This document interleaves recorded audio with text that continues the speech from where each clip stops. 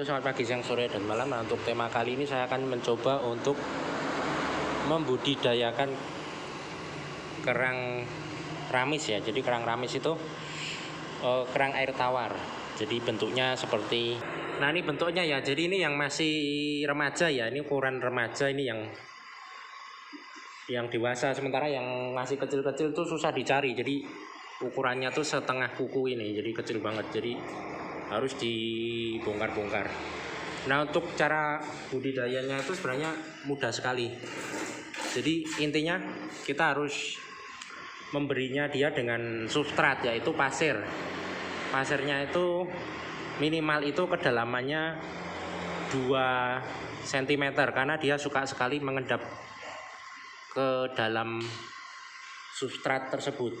Jadi dia ini adalah berfungsi sebagai filter alami kalau untuk akuarium. Jadi dia nanti yang memakan sisa-sisa atau sesuatu yang apa itu ibaratnya semacam plankton atau apa ya yang ada di dasar-dasar sini.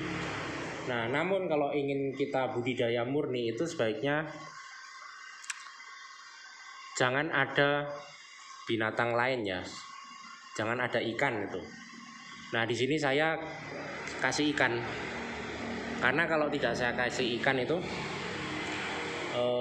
dia itu akan banyak jentik nyamuk di sini sama cacing planaria. Jadi yang warna putih. Karena itu saya kasih aja ini anakan ikan angler ya. Jadi banyak sekali anakan ikan angler di sini. Nah, tujuannya itu biar tidak banyak jentik nyamuk. Nah, bagaimana cara membedakan jantan dan betina untuk keong assassin?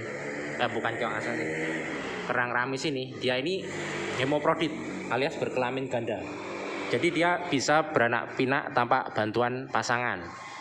Jadi misalnya dia tinggal di lingkungan tanpa cuma sendiri itu masih bisa beranak pinak. Nah, tetapi kalau misalnya dia ada banyak seperti ini, banyak koloni, dia nanti bisa memilih. Misalnya dia ini pilih yang jantan, jadi jantan. Nah, dia yang satunya pilih jadi betina. Jadi seperti itu. Jadi banyak pilihannya. Bukan banyak pilihan, dia bisa memilih jenis kelamin sesuai yang dia mau. Nah, kemudian bagaimana cara berkembang biak itu? Untuk telur saya nggak pernah lihat ya telur. Tapi untuk anakannya yang sudah jadi kerang, dia bentuknya kecil-kecil seperti ini, setengah kuku biasanya.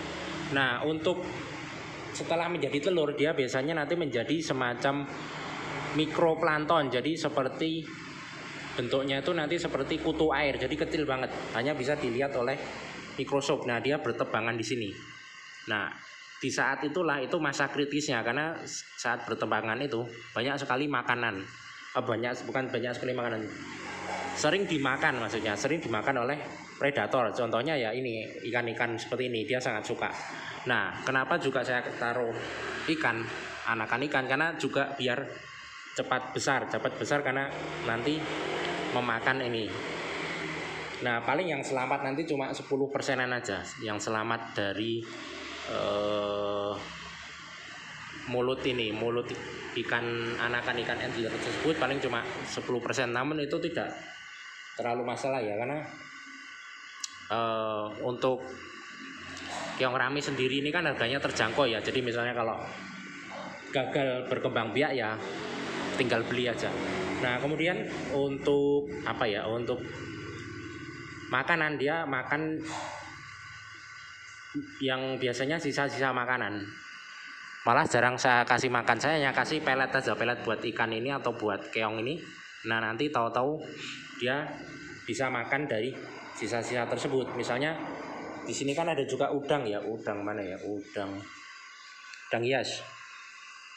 Nah, udang-udang kayak gini kan dia sering molting kan. Nah, moltingnya itulah nanti yang jadi makanan si kulit, atau sisa kulitnya itu yang jadi makanan si kerang tersebut. Nah, untuk keong sebaiknya jangan dicampur dengan keong assassin, karena keong assassin itu dia bisa memakan kerang ramis yang masih kecil ukurannya. Dan juga jangan dicampur dengan lobster. Jadi dulu saya awal-awal mencoba membudidaya kerang ramis ini, saya campur dengan lobster Meksiko itu yang kecil. Alhasil itu banyak sekali kerang ramis yang cangkangnya terbuka. Jadi cangkangnya itu terbuka karena diserang oleh si lobster tersebut.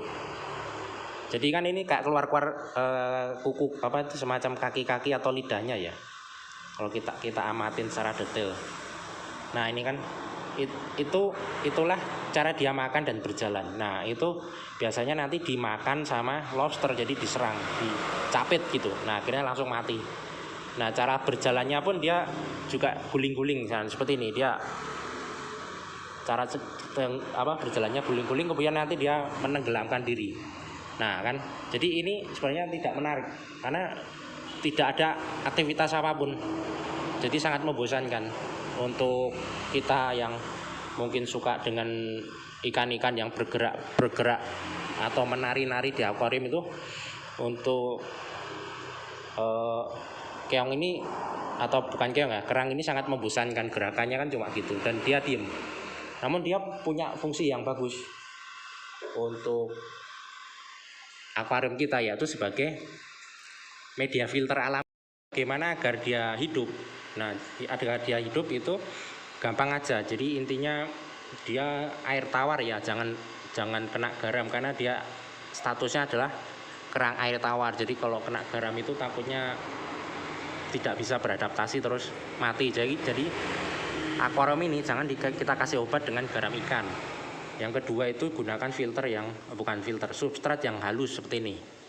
Kalau bisa, kalau yang keras atau yang berpasir, berbatu-batu itu dia nanti susah untuk menenggelamkan diri.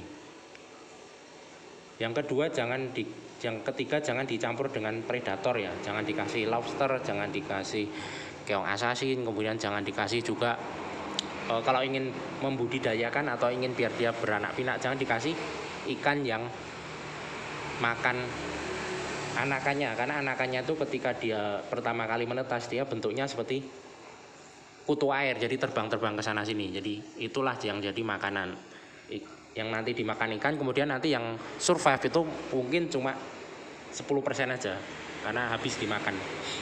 Nah, jadi kalau misalnya ingin fokus untuk membudidayakan kerang ini, jangan dikasih ikan. Nah, namun berhubung saya nih akuariumnya ini kalau tidak saya kasih ikan malah nanti banyak cacing planaria yang warna putih jalan-jalan di sini, kemudian nanti ada jentik nyamuk. Nah, saya kasih ikan.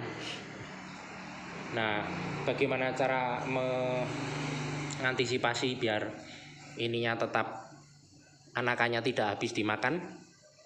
Nah, saya kasih kerangnya itu langsung banyak, jadi mungkin ada 50-an ekor ya, atau mungkin 10 ekor aja yang besar-besar kayak gini kan. Nah, dia sekali beranak kan bisa 500-an ekor. Nah, mungkin yang bersurvive mungkin hanya 50 ekor kan. Nah, itu sudah lumayan, karena nanti kalau overpopulasi juga kurang menarik juga akuariumnya kan. Apalagi kalau untuk pajangan. Kalau untuk dijual ya itu mungkin malah bagus karena kan stoknya banyak. Nah, kemudian untuk ukuran yang paling besar itu kalau menurut saya dia hanya sampai segini ya. Ukurannya ini yang paling besar, nanti warnanya menjadi lebih kehitam-hitaman. Dan dia ini juga tidak bisa menghasilkan mutiara ya. Jadi ini bukan kerang penghasil mutiara, ini hanya kerang air tawar biasa yang bisa juga dipakai untuk filter alami di akuarium. Jadi itu saja. Oke, sampai di sini. Selamat pagi, siang, sore, dan malam.